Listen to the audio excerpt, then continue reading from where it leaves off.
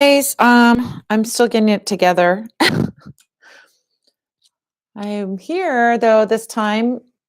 I gotta tell you, I love you guys, but I was sure glad I went to the Super Bowl party last week because I won $40 in the Super Bowl pool. Ka-ching. My very first Super Bowl too I've ever been to. How you like them apples? Don't invite the psychic to get involved in the Super Bowl pool is the moral of that story. All right, let me get Instagram going. I hope my Instagram holds out today because hi Instagram people. Um, because I don't have the charger for it and it's only got 59% on my phone and I don't know how much Instagram is going to use up. So anyway, hi everybody. Let's see. Go ahead and type your questions in. That's what we do. Look at you. Divine Hand Jim is hi Pamita. We're going to have a meeting, Jim, you and I, maybe Monday morning, tomorrow morning, just you and me. Jim and I are doing a presentation at PantheaCon this, I don't know, a week from today, I think. A week from today in the morning. Anyway, we're going to be at PantheaCon this coming weekend. Being fabulous. Lots of glitter and sparkles. Lots of costumes. That's what I do at PantheaCon. That's what everybody does at PantheaCon. Come on. They're either wearing tie-dye or they're wearing sparkles. I'm in the sparkle crew, not so much in the tie-dye crew. Nothing against tie-dye, but I look better in sparkles. So Jim and I are going to be there. Jim Barker and I are going to be there doing a presentation on the hands in the tarot, which is going to be amazing. And then I'm also going to be doing a panel with Mary K. Greer, Judika Illis, and I are going to be doing a panel on the scary tarot cards. So if you're in San Jose, come to the Witch Convention. I'm also going to have a booth in the Witch Mall at the Witch Convention. So come and hang out with me. Like, what could be better than that? Going to the Witch Mall. Instead of spending money at the Witch Mall, which is what I do every PantheaCon, I'm going to be making money, hopefully. Come and buy a beeswax candle. We're going to have our new Pocket Mojo bags, which aren't even live on the website yet. I've made Pocket Mojo bags, and they're going to be for sale there. So the little Mojo bags that are super great, and we make them here at the shop. All kinds of stuff going on. So PantheaCon this coming weekend, loves, come to San Jose, come hang out with the witches. I'll be in the Witch Mall. I'll be in the booth. I'll have that sign behind me so you'll know where to find me. All right, so let's get to the questions. Let's see what's going on here. Why am I not seeing questions on? Let's see what is going on. Why am I not seeing the questions over on YouTube? That's weird. I see you guys that you're here on YouTube, but I'm seeing no hellos, and that's unusual. Let's see what's going on. Sorry, Instagram people. Top chat, live chat. Okay, all the messages are visible. Okay, there we go. Hi. All right, I'm here. Okay, so let's go over, because I have you guys, I feel bad for you guys on YouTube that I didn't see it. Hi, hello. See, I know you guys say hello. Let's go over there first. Wendy W. Hi, Madam Pamita. What does it mean if I keep seeing my specific person's name and birthday, trying to manifest reconciliation with every day? Does it mean they are thinking of us or miss us? Yes, for sure. It is a sign. Those are what we call signs. Those are signs. They're not movement, but they're signs. And if you're seeing signs, it means something's going on there energetically. They're thinking about you. There's an intention to get back together with you. They're wondering about you. It's that energy of like something's brewing, right? When we see that person's birthday, we see that person's name everywhere. So, yeah, so there you go. I guess that answers your question. Is it? Yes, it is. Okay. But when we want to get movement, and if you're not getting movement, if they're not reaching out to you, if you're reaching out to them and nothing's coming back, then you may need to do some kind of, give it a little push in some way. Do some reconciliation work, try some different kind of reconciliation work, and see what's going with that. I think you're on your way there, but we want to start to see movement too. All right. Let's see what we got going on Instagram, besides Jim being the first one in the room. Hi, Pamita, he says, you're so cute. Come and see us. It's going to be great. Maybe we can film it, or we can have a class online, Jim. We can do something. All right. Oh, okay. So hi everybody. Yubaba's Broom says, what are some herbs that go in a blockbuster vigil candle? Well, most people that make stuff are pretty proprietary about the things that they put in stuff. So I can't give you like the exact recipe that I use in a blockbuster candle, because if I gave you the exact recipe, then the whole world, this is going to be recorded for posterity, and the whole world is going to have my recipe, and then, Joe Schmo root worker can copy my recipe that I worked very hard to, over years to learn and study and so on. But I can give you not the recipe, like all of the details, but I can tell you some herbs that you can use in blockbuster work. I think I'll give you one really key one. One that I love to work with in blockbuster, and it's a key ingredient in the blockbuster oil I have that I make. It's a key ingredient in the candles that I use, and it's a super powerful one, which is camphor. So camphor is white. It looks almost like a kind of translucent white crystal powder. Kind of looks like salt, like white salt a little bit, but it's stickier. And what camphor is it's a resin that comes from a camphor tree. It's a tree and a resin. Okay, so resins, understanding what resins are sap from trees. So just like you get a pine tree that has sap coming out of the tree, maple has maple syrup coming out of the tree, maple sap coming out of the tree that you make into maple syrup. The sap that comes out of trees can get hard when when the liquid is water is removed from it, and then it becomes a resin. So examples of probably well-known resins that if you're a magical worker, you probably come in contact with are frankincense, myrrh. Those are probably two really well-known ones. The stuff that gives Palo Santo wood its smell is the resin in the wood that makes it like this yummy scented incense, right?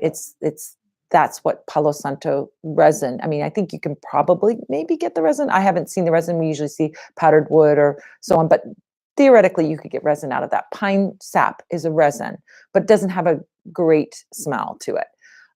But camphor is a resin, just like it's a sap that comes out of a tree. So camphor is an amazing, powerful cleansing agent. And so when we're doing work with Blockbuster, we're trying to open up something in a very powerful way. And that if you've ever smelled camphor, you'll know what it smells like.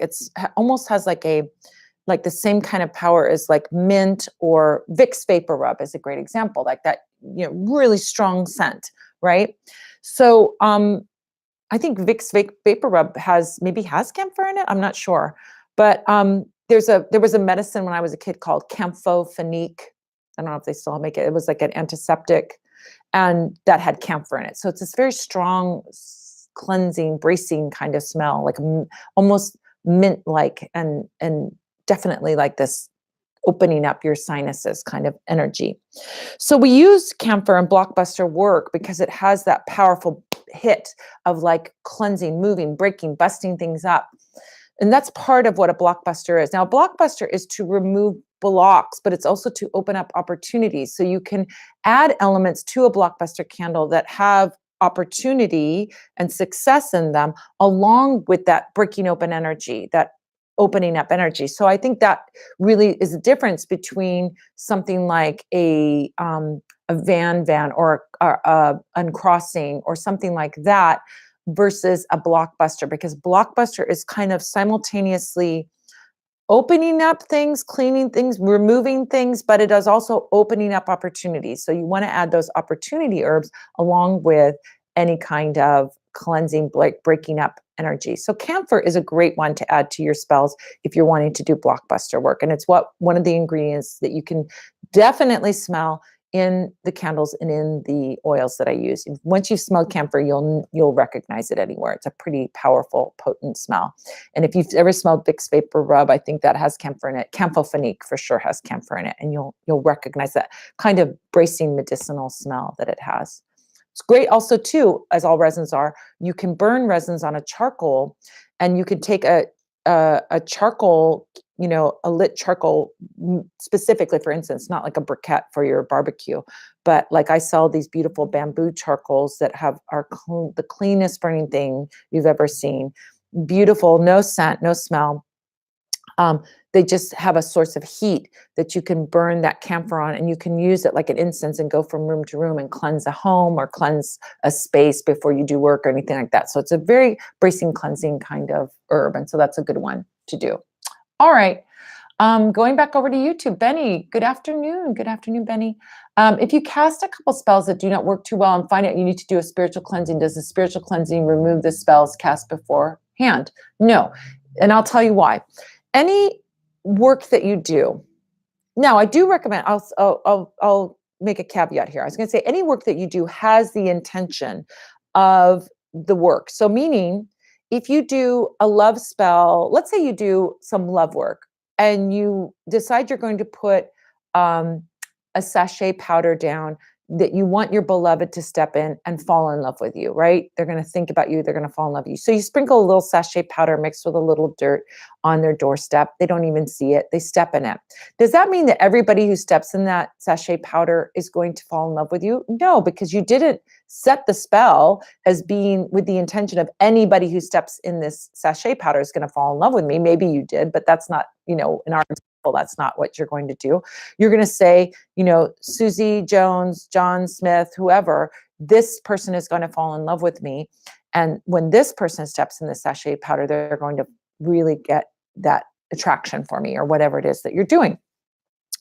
Well, the same thing applies to a cleansing. Are you cleansing away the spell work that you did before? If that is the case, then you will cleanse away the spell work before. But if your cleansing is to remove any blocks to Susie Jones and John Smith or whoever being with me, then your spell is for cleansing the blocks, not for cleansing the spell work. So your intention is the essence of the spell. Remember that the intention is the essence of the spell. We've talked about this a lot. You can, with a pure intention, do spell work, wild magic, no magic words, no spell, no nothing necessary. If you are so adept that you can focus your thought and your belief and everything being accord toward your outcome and trust in that outcome opening and leave it alone, you can make magic. This is what advocates like Esther Hicks and Abraham and people say, it's the thought. And they're right. It is the thought that creates it. But the problem is that they don't get into the law of attraction people that I find, I'm like, well, yeah, you can have that thought, but most people back off from that thought. And then they go into, oh, it's not going to happen. Why isn't it happening now? Da, da, da, da. And that's when spell work is there to support you. It's to keep the energy pushing forward. I'm getting off on a tangent here, aren't I? I have another place I could go with all of this, but we're not going to go there. Anyway, so we'll get back to the thing. So if your intention is to clear away the old spell work, because maybe you did a love spell for someone and you don't love that person, you don't want that person anymore, then great. Yes, you can do cleansing work to get rid of that prior spell work, to disconnect all prior attachments, to disconnect all spell work, to undo whatever spell work that you've done. It's possible to do. Yes, you can do that. But if your intention is, I want to remove the blocks to so-and-so and I coming together, then you're not removing the prior spell work. Now, here's my caveat. That being said, I recommend that you start with a clean slate, right? So when you do a complete cycle of spell work, I'm a moon child. I'm a Cancer. I'm a moon child. I love working with the moon. I love working with the phases of the moon. I'm totally into it, right? So when the moon is waning, you can first do a spell to release any blocks. Then let's cleaning the slate, cleaning everything up. Then do your spell for love, prosperity, success. Then do the release of getting rid of any blocks to it. Then do the spell for, in the cycles of the moon. Waning moon, get rid of. Waxing moon getting bigger. You do your work to bring in your increase, your decrease and your increase. When the moon is decreasing in size, do the decrease. When the moon is increasing in size, do the increase.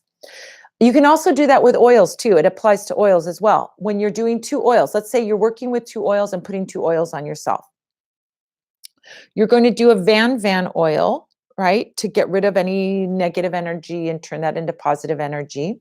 You're going to do a prosperity oil to bring in prosperity. So you rub your hands with the Van oil first because you want to clear off the space and make a clean slate for now, bringing in that prosperity. If you do the prosperity first and then the Van, it just feels odd to me. Like you don't do the bringing in and then do the cleaning off. You clean first and then you do it. It's just sort of, it doesn't mean to say you're going to do any harm. I don't think you're going to do any harm by doing it out of order, but it just feels like that's the natural order of things. Since you've done some spells, so to address your specific issue, Benny, since you've done some spells that have not really produced a good result, it sounds like you do need to do a cleanup. So do that cleanup. Remove any blocks to the relationship. Clean up any bad past feelings or clean up any old issues or whatever that you have or that they have or whatever. Do that cleansing and then try the work again and see if you don't get a better result. And if you don't get a better result, then try something different. Try a different modality. So if you're doing candle work, try working with a mojo bag or try working with an incense spell or try doing a cleansing bath or something like that. So try different things to see if you can get at it from another directions because maybe what you're working with isn't the most effective way of working. So there you go. I hope that answers your question. I think it did. And I went off on a long tangent with that one. I do that. All right. Looking at Instagram. Hi, everybody. Oh, you cutie pies with your waves and everything. I love those. Those are cute. All right. Cody Carr says, hi, beauty. Hi. I have no makeup on today. I had lots of makeup on last night. If you check my Instagram out, I was at the Edwardian ball in downtown LA. Or Hollywood. It was fabulous. It was fun. Dressed up like Marie Batwinette, like my Halloween. It was just a recycled Halloween costume, but it was fabulous and fun. And everybody was dressed in these amazing costumes. It was such a fun experience to go to this place where everyone was being so creative and vibrant, and costumers had made amazing costumes, and people dressed up, and there were magical things everywhere. It was really, really a fun thing. So I encourage you, if you're in San Francisco or LA and you like Edward Gorey, because it's all about Edward Gorey. I thought it was Edwardian, like the time period. No, it's Edward Gorey. All that kind of gothy fun. It was fun. Yeah. So you can see my costume on Instagram. I put a couple pictures of me and my guy and my friends. Charmed 113. Hi, Madam Pamita. How can we help someone stop drinking so much and spending time with people who are bad influences? Honey, have I got the thing for you? There's an oil called Cast Off Evil Oil that is exactly that, for that purpose. Bad habits, bad friends, bad influences, all of those things, you can help that person. Now, if the person wants to stop, you can give them this oil and they can do this oil, work with this oil in a downward motion, knocking it off. I'm going to release my cravings for alcohol. I'm going to release my bad friendships. I'm going to release these bad influences. And that can be very helpful. However, if they're not in the mindset or the consciousness that they need to make a change, then you can do something, you can do sneaky work to help them. So what can you do? Well, if you are intimately involved with this person, it's a family member, and they use body wash or shampoo. Everybody uses a shampoo at least. You can add this oil to their body wash or shampoo, shake it up, mix it up in the bottle. And then every time they wash, and say a prayer over it, say an intention that they knock off this craving, that they knock off this, these connections to these bad people and so on. Then every time they use that shampoo or every time they use their body wash, they're cleansing themselves with that energy. Great sneaky work to do. Let's say you aren't in their home or you don't have access to their body wash. Then you buy them a body wash and you add it to that. Or you buy them some shampoo and you add it to that. You give that to them as a gift. Oh, look, I bought this for you, this little gift set of grooming supplies, or this very fancy shampoo or this fancy body wash, and you give it to them. That's another sneaky way of getting that to them and getting them to do that. It is there to give them the support. Yes, you know what? I think that it really does come with the realization. And maybe you want to add some clarity oil if they're not seeing that they need to make a change. Maybe adding some clarity oil along with that so that they get the clarity and the vision and the realization that they need to make a change who they hang out with, change their behaviors, and so on. That might be an addition if they're not seeing it, because really we know that when someone is an addict in some way, they're escaping something, they're self-medicating in some way, their own realization and awakening that they need to make a change is key to their making a change. If they're not seeing that, then they're not going to be, then there's not so much likelihood that they're going to make a change. You know, we see that when people get in trouble with the law and they go to court and the court mandates that they go to like a 12-step program. Without the person, the hope is that they have through the going to that 12-step mandated program, that they start to see a change. But without that realization, you know, that their own realization that they need to make a change, it's difficult. You cannot enforce it. You know, their alcohol is number one, and the friends that support they're using the alcohol to be number one. So without that, you need to also maybe add a little bit of element of that clarity. So there's your two options depending on what your situation is. If they see they need to make a change, you can just hand them the oil. If they aren't into oils and they don't believe in magic, or they don't see that they need to make a change, then adding some clarity oil and some cast off evil oil to a gift that you give them, or to add it to their existing wash or shampoo would be a good thing to do. All right. Hi, Kimberly. All right, over on YouTube, we have Debbie Ann Lechman. Hi, how can you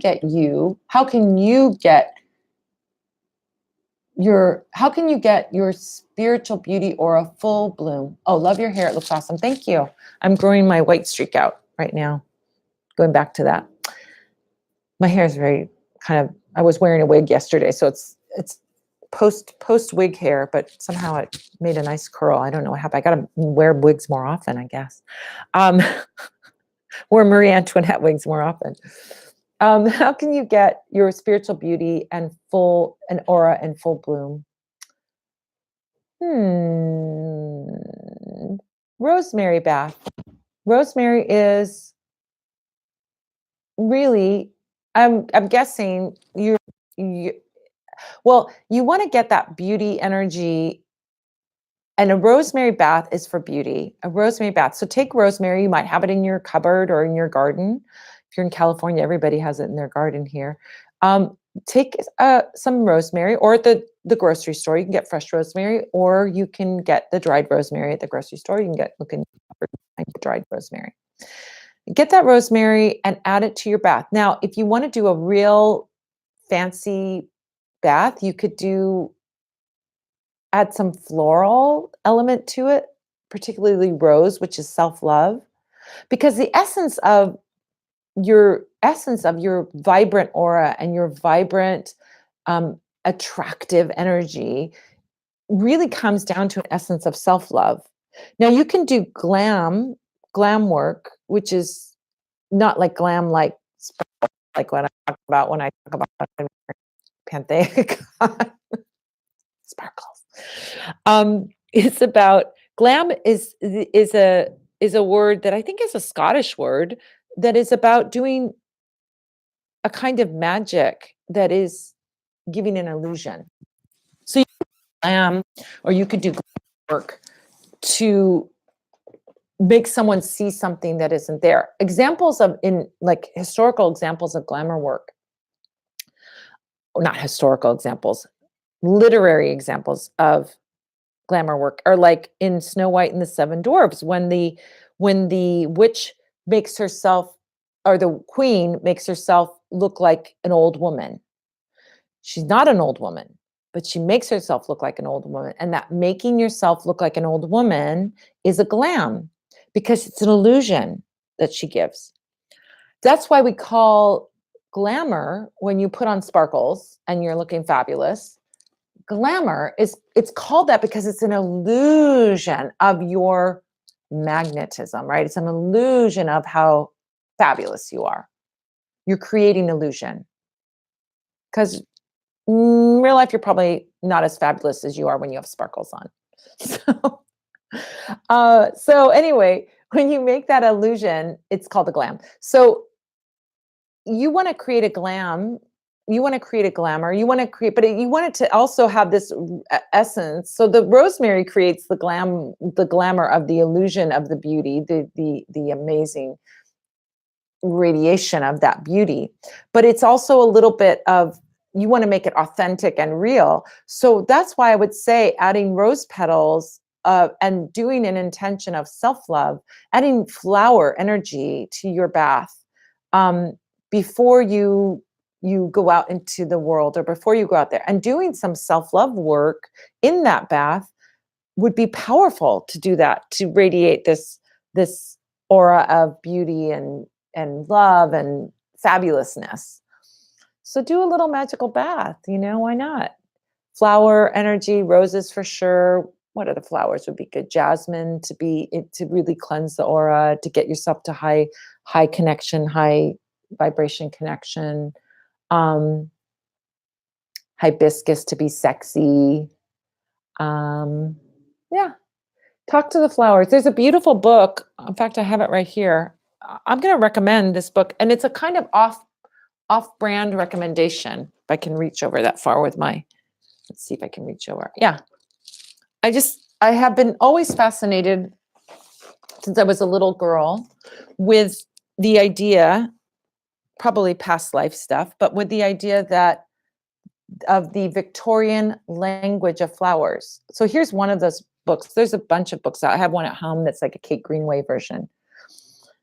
So the language of flowers was that in Victorian times, the lady or the gentleman could send a flower over to their beloved, giving them a message. Send some plants over, and it would have a secret message.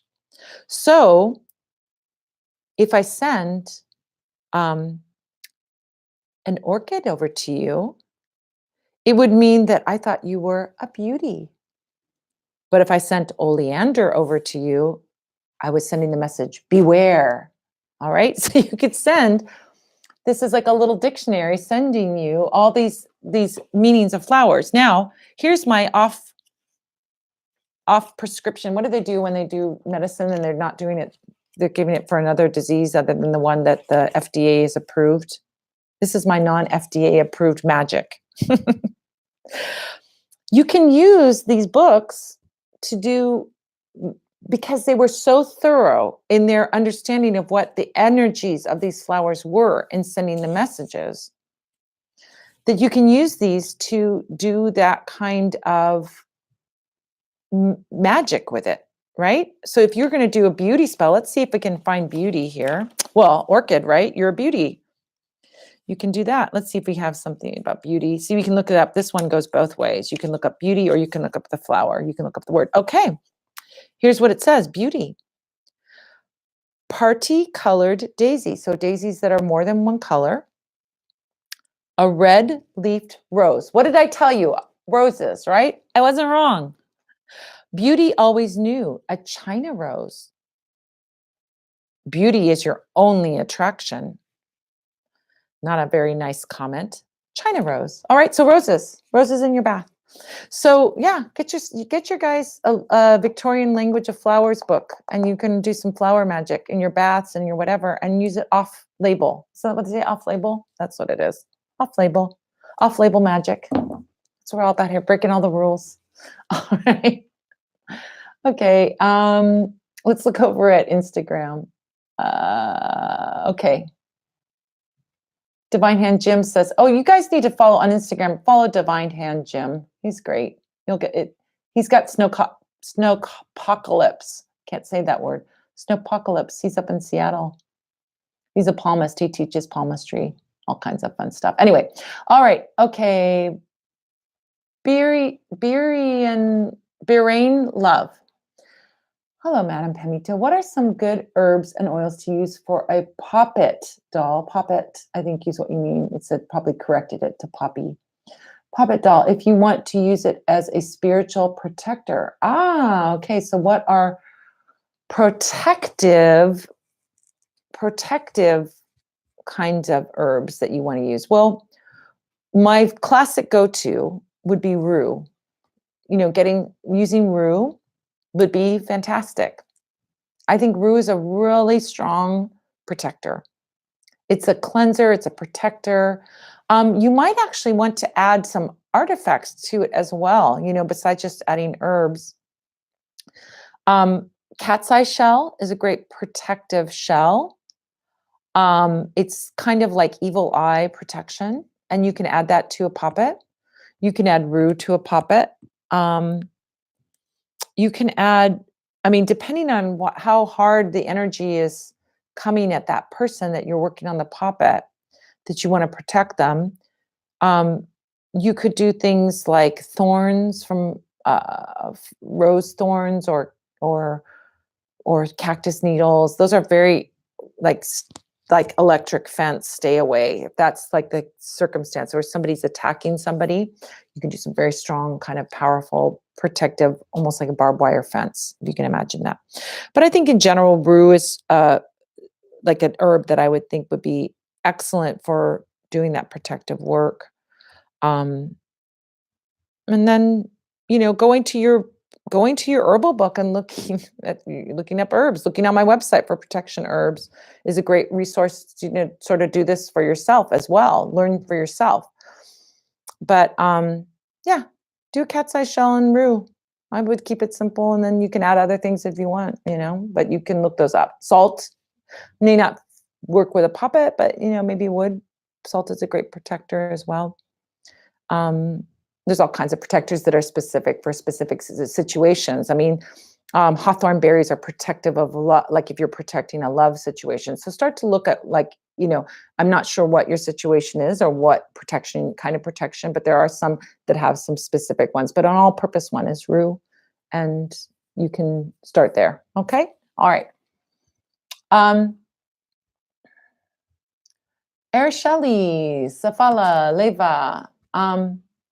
Hi, Pamita. Have you ever given a wrong prediction on tarot reading? Okay, let's talk about tarot reading and what it is and what it isn't. Tarot reading, when someone comes to me and they may come with some kind of, well, different tarot readers have different styles and different belief systems. Some tarot readers come with this is like, I am laying out the future here for you, and this is exactly what's going to happen. I think that's more like in the movies, really, to be honest with you. I haven't known any tarot readers that have been like that in real life. But I've known some great tarot readers. I haven't known any so-so ones. So here's what I'm going to tell you about that. If you are a spiritual person, you have to come to your spiritual understanding of how the world works and how spirit works and how this whole thing is, right? You have to have some kind of framework for all of this.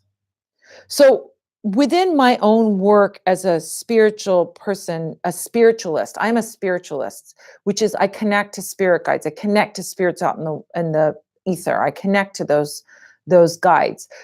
I help people to connect to their own guides. I do all that spiritual. I'm a spiritualist, right? So I can go to my guide council. And when I have a question about how something works, I ask them how it works. So one of the things that the guide council has told me is that we all have free will, right? We have free will. So within that realm of free will, there exists multiple universes. Like if you go into physics and you start to understand like quantum physics and on what's happening on the leading edge of physics, on that leading edge, you'll get to see that there's some really interesting things where spirituality and physics and this leading edge physics cross over. Quantum string theory is one of those places where we see that if we influence the universe, right? We have an influence with our mind and what we expect to see and what we see. So that shows us that and on the metaphysical, spiritual level, that shows us that we have power to create and bend to our will. Now, the other thing that we know that they're discovering, and there's theories about this, are that there are not just one universe, but it's universe would apply one universe, right? One, but there's a multiverse, meaning there are parallel universes, multiple parallel universes, unlimited, infinite parallel universes. And each of these parallel universes, there exists another you.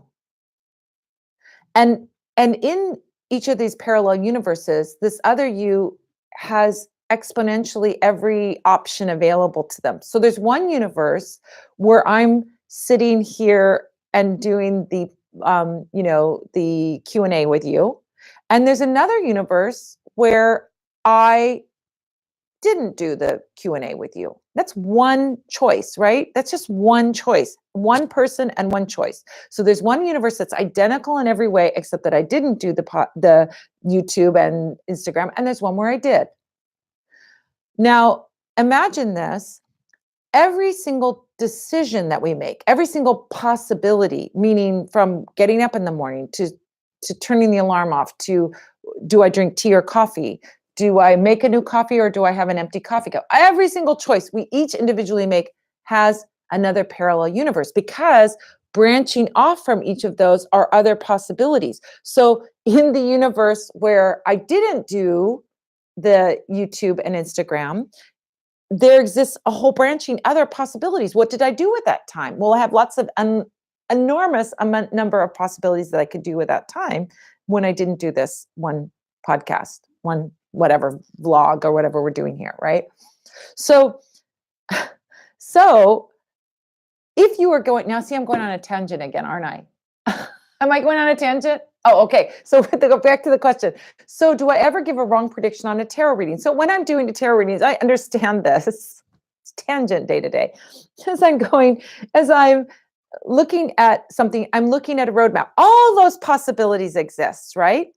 All those possibilities exist, but some have stronger streams of energy toward them, right? So the possibility where I shut down the Q&A in the middle and slam the computer shut is probably a very thin possibility. It doesn't have a strong possibility, but the possibility of me completing our session here today, having an hour with you, a fabulous hour with you, there's a strong energy toward that one. So we can look at those streams of energy and all the possibilities and see which ones are strong and which ones are weak. So in a reading, we're looking out into the future of strong possibilities. Now, sometimes we see very, very strong possibilities for a certain outcome, but you still have free will. You still have free will. I have free will to slam the computer shut and take off right now, but I don't choose it because I love being here with you. So the strong stream of me being here with you until 6 o'clock is here, right? So when we look at readings, sometimes we see strong streams of energy toward one outcome where it almost feels like there's a destiny. I say almost a destiny because at any point in time, you have free will. But the stream sort something is so strong. You see this in your everyday life, right? Haven't you had the experience of seeing someone and you're like, oh man, they are taking the wrong path. They are making some bad choices. This is going to end badly. This is not going to end well, right? Haven't we seen this? Haven't we had this experience where we watch someone do that? It's the same thing when we're doing a reading. We see a strong stream or we don't see a strong stream. Sometimes we see a situation where like, this could go either way, right? I'm looking at somebody and friend and what they're doing. I'm like, it could turn out good, but it seems pretty risky. It also could turn out bad, right? So we're seeing that's energy being split. Or we could see something that's so like, I have such a good feeling about this. This is really going to work out. I know this is going to work out. I see that person and they really have they've got a good head on their shoulders. This is going to work out for them, right? So you do this all the time.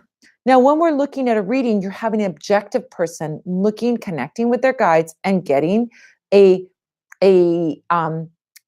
what I would call we're inviting that synchronous event, right? Synchronicities, when you're inviting in meaningful coincidences, the cards that we pull out are coincidence, right? They're not really, it's not as if you're choosing the cards, you're letting your intuition choose the cards, but it's opening us up to synchronicities, which are meaningful coincidences, so that we can see the information.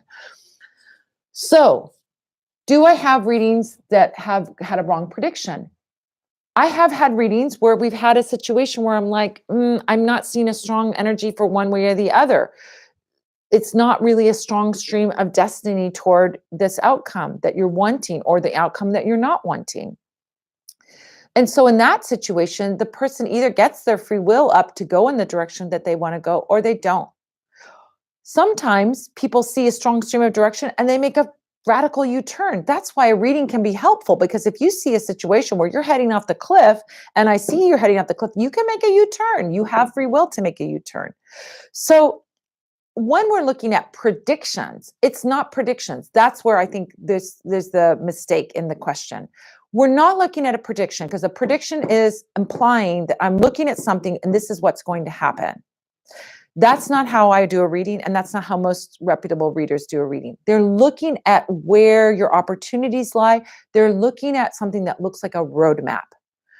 When you do Waze or Google Maps or looking at a map, but particularly like I think Waze and Google Maps, where they show you, okay, traffic's really clogged over here, but over here it's pretty open and you can get there faster. You get a choice. You can go in the old way that you've already gone with the clogged traffic, or you can go the new way, and it's up to you.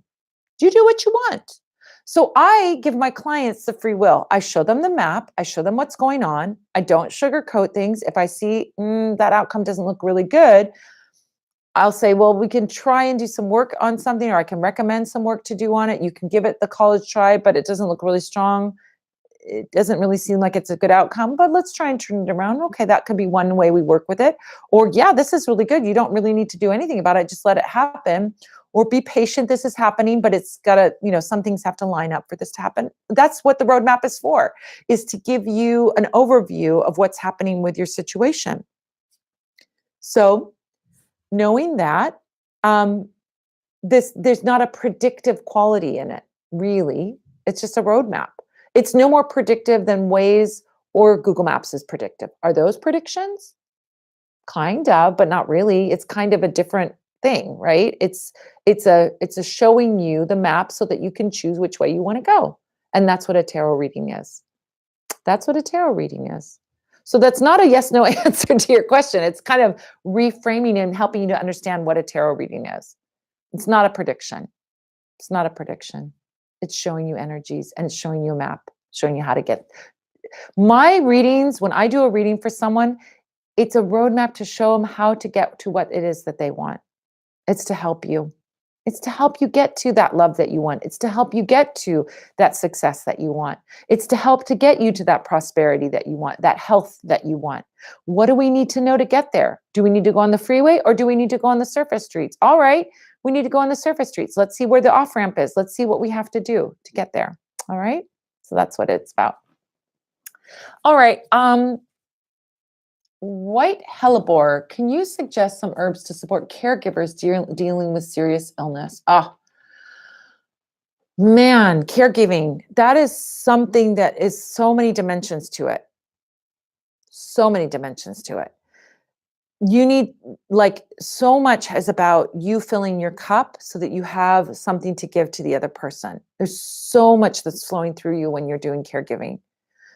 So much self-care that has to happen. I'm going to make a recommendation more, not even just herbs, but actions, material world actions, and spiritual replenishment. I've been on that caregiving journey. I've done it.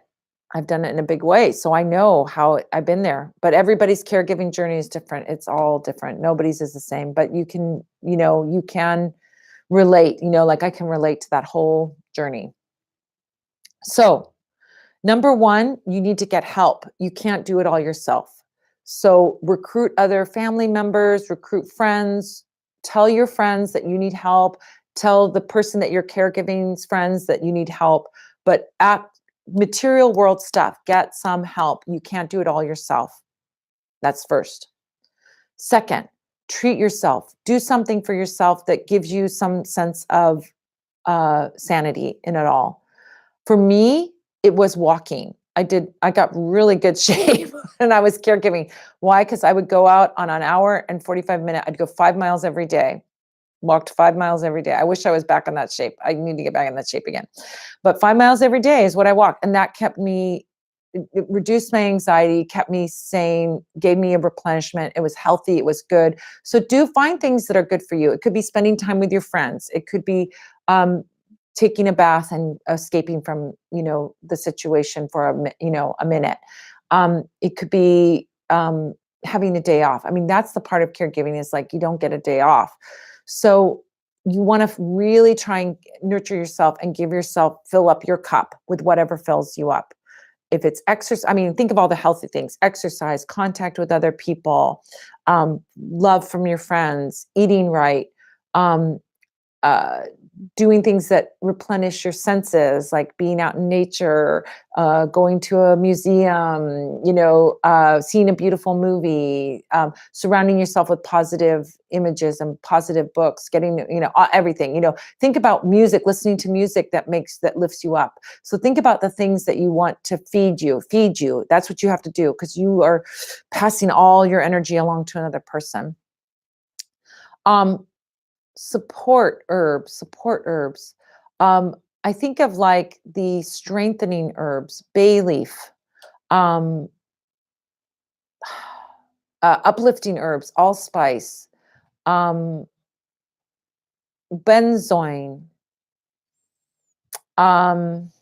calamus, sunflower, cacao. These are all like uplifting, positive. That's what you need to bring in. It's like your replenishment. So, yeah, that's what you need to do. But I think doing the material world stuff is equally as important. Like the herbs can't do it all if you're depleted. I just think you need to do material. And this is one of those situations where the material and the spiritual go hand in hand. So I feel, yeah, it's a tough one. All right. Okay.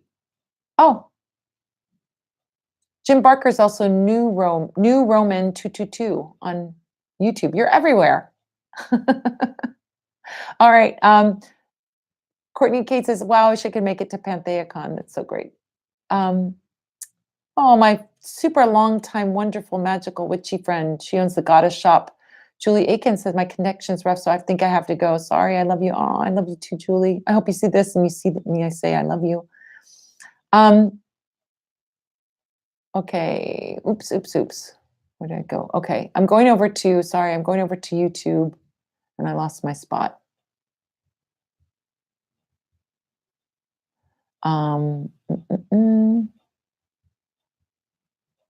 Sorry. Okay.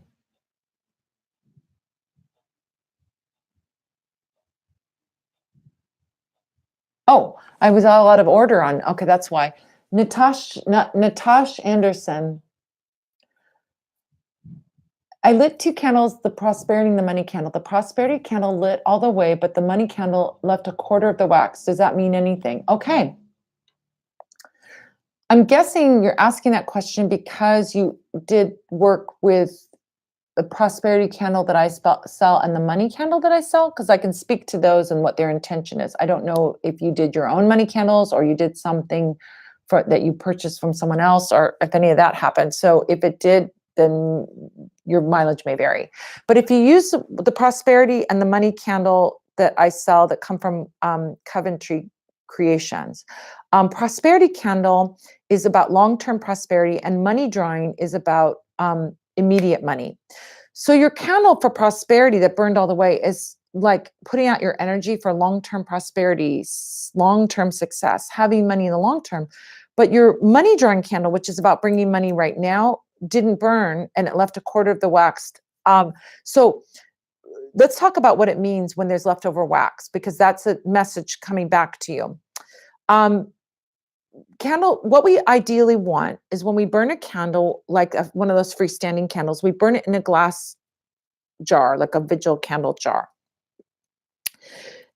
The result of that candle burning should be ideally clear glass, no soot or smoke, no dark soot or smoke, and the wax burns completely. That's our ideal. That's what we're aiming for. If we see soot or smoke, that means spiritual blockages. If we see excess wax, which is what happened with your money candle, then that means that there's something on the material level, some action on the material level that needs to take place. So just like we were talking about the caregiving, I got this message that the material world stuff is just as important, if not more important, than the spiritual support. You can't do the spiritual support and neglect the material world stuff, right? It's like you can't do a spell to lose weight and then not do anything on the material world, because that's a physical material world issue. You have to both support your outcome. So the same thing with what I'm seeing here with your money situation. As we look back at a money candle, if we see excess wax, it means you need to take some material world action to bring in that money right now. There's something that you aren't doing that you need to do. So if it's maybe it's asking for a raise, maybe it's getting a second job, maybe it's getting a job, maybe it's having a little business on the side, maybe it's asking for money back that you lent money to people and asking for that money back. So these are all actions that you need to take. And if that's all that happened, that was the remnants of your candles, that there was some excess wax at the bottom, then that's saying you need to take some material world action. Prosperity in the long term is assured because that candle is burning for your long-term prosperity. But right now, for your money candle, your money drawing candle, which is about money right now, you need to do something right now. So there's some suggestions of ideas. I'm not sure of your particular situation, but there's some ideas on like how to take some action on the material level to bring and generate that money. But if you didn't see any sort of smoke, there's no spiritual blockages to it. But if there's excess wax, it means that there's some material world action that you haven't taken that will produce that benefit. So there you go. All right.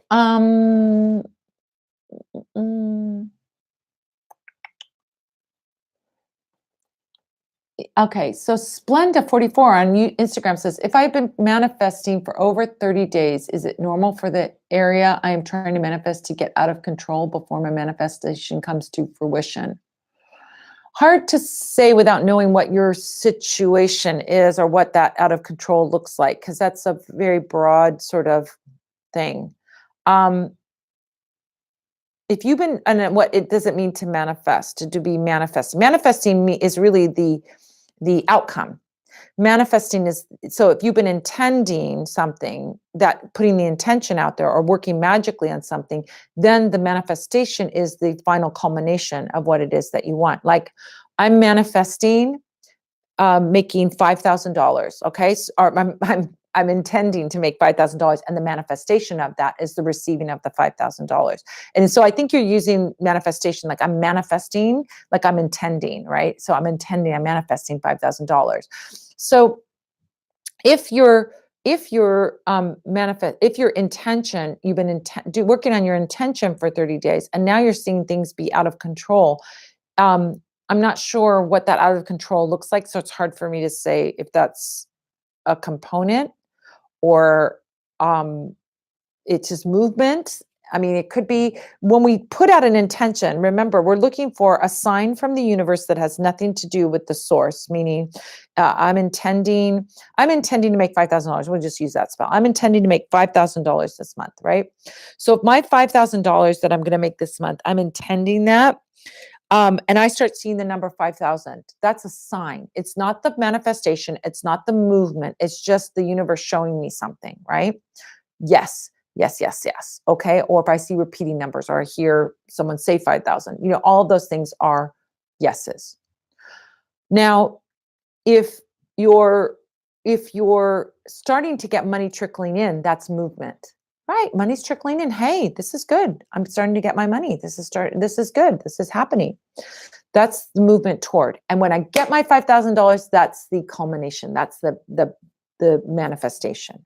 So I don't know what the chaos looks like. If it's a sign, possibly it could be a sign, because it may not have to do anything with the situation, or it could be some kind of movement, but I don't know, because I don't know what it is. So I can't be more specific than that, but hopefully that will give you some guidelines to make the assessment for yourself. Okay. Vivian, perfect question right now. Vivian says, hi, I also have a question about signs. If I feel that it is a sign, is it a sign? Yes, that's it. A sign is the universe telling you. So your first inclination is that's a sign. And then your logic will come in and say, are you just making that up? You're making that up. No, I'm not. Yes, I am. Okay. Trust that gut feeling that you're seeing a sign. I saw that 5,000. Is that a sign? Is that a sign? I don't know. Trust it. Your first inclination, your first thing was the universe can send us messages, but if we're not open and aware and looking for them, we're not going to see them, right? So here's your little test that you can do. Ask for something, ask the universe to show you something a bit unusual. I want to see a yellow fire truck, right? And manifest that yellow fire truck. Put that energy out there to see the yellow fire. You may have red fire trucks in your area, but you'll see a yellow fire truck. Maybe you'll see it on a kid's book, or maybe you'll see it on a commercial, or maybe, it'll pop up somewhere. But you'll ask for something slightly unusual, not impossible, right? Um, but something slightly unusual, something out of the ordinary, and ask for it to show up, and then look for the signs. That's the whole point, is that you're looking for signs. You're looking for that yellow fire truck. You're looking for that purple heart. You're looking for that, whatever it is that's a little bit unique and unusual. And then let the universe show it to you.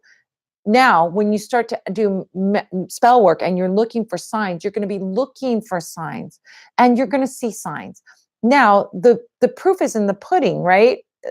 When you sometimes do spell work and you're asking for signs and you're not seeing signs and you are looking for signs, then you'll know that when you do see signs, it is meaningful. So, Vivian, I'm going to challenge you to ask yourself, have you ever done spell work and not seen signs? If you've done any number of spells, yes, the answer is yes. You're going to have done spells where you didn't see signs. All right, back to the drawing board. I'm going to try a different spell, or I'm going to try a different approach, or maybe something else needs to happen here. That's okay. No big deal, right? Back to the drawing board. Let's try something else. Solutions orientation is what it is. So if you're seeing signs and you think they're signs, right? That's the whole point. It's a communication between you and the universe. It's a communication where the universe and your guides are showing you.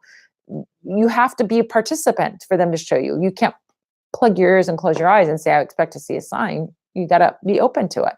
So yes, the answer is yes, there's signs. Don't let your logical brain talk you out of it, because we see all kinds of stuff. But if all of that kinds of stuff is just normal, it's not a sign, right? It's normal stuff. It's the extraordinary that's the sign. All right. Okay.